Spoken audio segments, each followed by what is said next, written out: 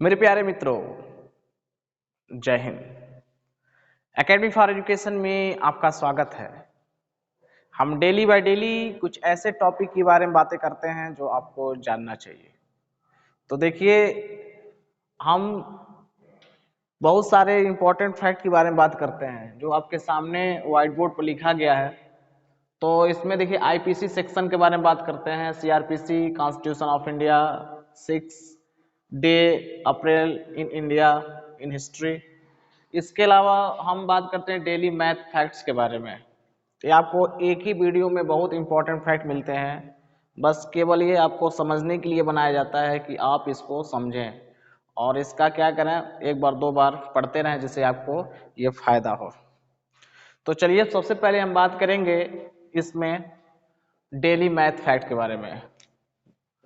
तो हम अनुपात समानुपात में कुछ इंपॉर्टेंट फैक्ट के बारे में देख रहे हैं।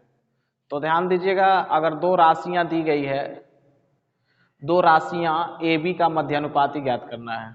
अगर दो राशियों ए और बी का मध्यानुपाती ज्ञात करना है तो कितना होगा? Under root A B. क्या होगा? Under root A B. दूसरा पॉइंट, अगर ए क्रॉस डी बराबर बी क्रॉस सी, अर्थात अगर लिखा जाए ए बटा बी बराबर बी बटा सी, तो इसका त्रियक गुणा करा जाएगा तो ए सी और कितना होगा? B D. ठीक है, तो यहाँ पर दिया हुआ देख लीजिए, ए क्रॉस डी बराबर बी क्रॉस सी अगर दिया हुआ है तो इसको ए जो पहला पद है, सी बी जो दूसरा पद है, सी जो है तीसरा पद है, डी क्या है? चौथा पद है। तो हम जैसा चाहेंगे वैसा पद को क्या कर सकते हैं? निकाल सकते हैं। जैसे मान लीजिए यहाँ पर ए निकालना हो पहला पद, तो ए इक्वल टू कितना होगा? B cross C by D हो जाएगा। अगर आपको क्या करना है, डी निकालना है तो कितना होगा? यहाँ से फिर क्या सी निकालना तो नीचे चला आएगा। मतलब सभी चीजें इससे यहाँ से क्या कर सकते हैं? निकाल सकते हैं। ठीक है। दूसरा पॉइंट क्या है, यदि ए संबंधे बी, सी संबंधे डी तथा ई संबंधे एफ हो तो इनका मिश्र अनुपात क्या होगा? ए सी ई संबंधे बी डी एफ होगा। क्या होगा? ए सी ई संबंधे बी। अर्थात यदि आपके सामने क्या ए संबंधे बी दिया है, सी संबंधे डी दिया है, ई संबंधे एफ दिया है, तो ए संबंधे सी, ध्यान दीजिएगा, और सी संबंधे ई जो पहला है, सबका पहला ये एक अनुपात में आएगा, मतलब एक इंटू में आएगा, फिर दूसरे का सबका दूसरा, बी के साथ क्या? डी, और डी के साथ क्या? एफ।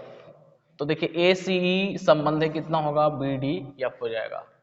अगला पॉइंट, अगर एक एक्स को ए संबंध बी के अनुपात में बांटा जाए तो पहला भाग क्या होगा? कुछ नहीं करना है। अगर आपको पहला भाग है, ए क्या है? पहला भाग है, अब बी क्या है? दूसरा भाग। क्या है? दूसरा भाग।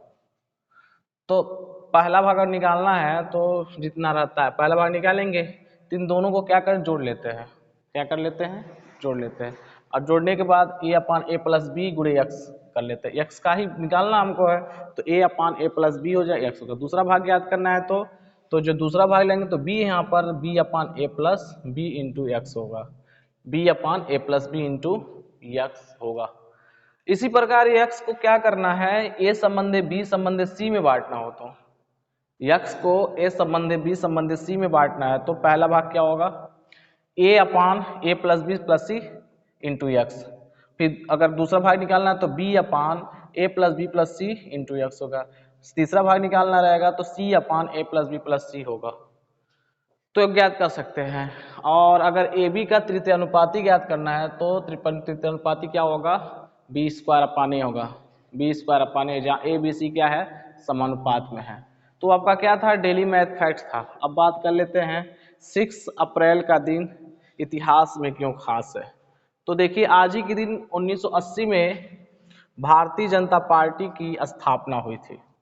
श्यामा प्रसाद मुखर्जी द्वारा आज ही के दिन 1951 में इसकी स्थापना भारतीय जनसंघ के रूप में किया गया था, पार्टी के रूप में किया था। लेकिन 1977 में आपातकाल के घोषणा के बाद जनसंघ का कई अन्य दलों से विलय हो गया और जनता पार्टी का उदय हो गया। आज ही के दिन 1869 में आधुनिक ओलंपिक खेलों की शुरुआत एथेंस में की गई। यह खेल रोमन साम्राज्य या रोमन सम्राट थियोसियस द्वारा प्राचीन ओलंपिक खेल पर रोक लगाने जाने पर 1500 साल बाद पुनः अस्तित्व में लाया गया। 1606 में आज ही के दिन शहजादा खुसरू ने अपने पिता जहांगीर के खिलाफ बगावत कर दी।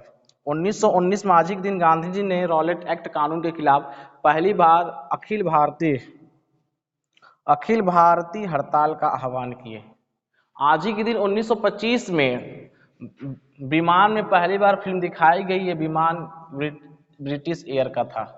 1930 में आज ही के दिन महात्मा गांधी को नमक कानून का उल्लंघन करने पर गिरफ्तार कर लिया गया। 1942 में आज ही के दिन जापानी लड़ाकू विमानों ने पहली बार भारतीय क्षेत्रों पर बमबारी की। 1966 में आज ही के दिन भारतीय तैराक मिहिर सेन ने पाक जल डमरू मध्य तैरकर पार किया। तो आपका 6 अप्रैल डे इन हिस्ट्री। अब बात करेंगे 7 अप्रैल का दिन इतिहास में क्यों खास है। तो 7 अप्रैल का दिन मतलब 7 अप्रैल 1948 को संयुक्त राष्ट्र संघ ने विश्व स्वास्थ्य संगठन की स्थापना की और इसी दिन को ही विश्व स्वास्थ्य दिवस मनाया जाता है। आज ही के दिन 1920 में भारत के प्रसिद्ध सितार वादक पंडित रविशंकर का जन्म हुआ था और 7 अप्रैल के दिन 1969 में इंटरनेट का सांकेतिक जन्म हुआ और 1978 में आज ही के दिन अमेरिका के राष्ट्रपति कौन थे? जिमी कार्टर ने न्यूट्रॉन बम विकास पर रोक लगा दी। तो ये दोस्तों हमारा क्या था, 2 दिवस था। कहने का मतलब 6 अप्रैल का दिन इतिहास में क्यों खास है, 7 अप्रैल का दिन इतिहास में। तो ये आपके क्या है, कुछ इंपॉर्टेंट फैक्ट होते हैं जो आपको जानना चाहिए। सीधे सीधे 1 लाइनर क्वेश्चन मिलते हैं जो आपको एग्जाम में क्या है प्राप्त होते हैं।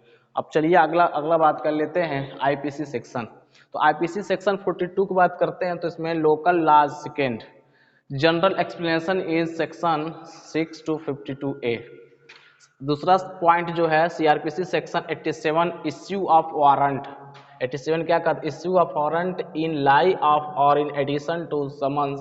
Chapter 6 in section 61 to 90 process compel appearance. और तीसरा पॉइंट क्या है? Constitution of India. Constitution of India in article 300A person not to be the deprived of a property saved by authority of law. Part 12 finance property contract and suit in article 264 to 300A। तो आपके सामने हम बहुत सारे important fact के बारे में बात करते हैं जो आपको जानना चाहिए। ये आगे चलकर बहुत विस्तृत होगा। जब आपके दिमाग में पूरी तरह से ये बैठ जाएंगे तो इसके बारे में डिटेल क्या करेंगे, समझाएंगे। तो वन टॉपिक लेकर के तो ये वीडियो समाप्त करते हैं। मिलेंगे कल। Thank you.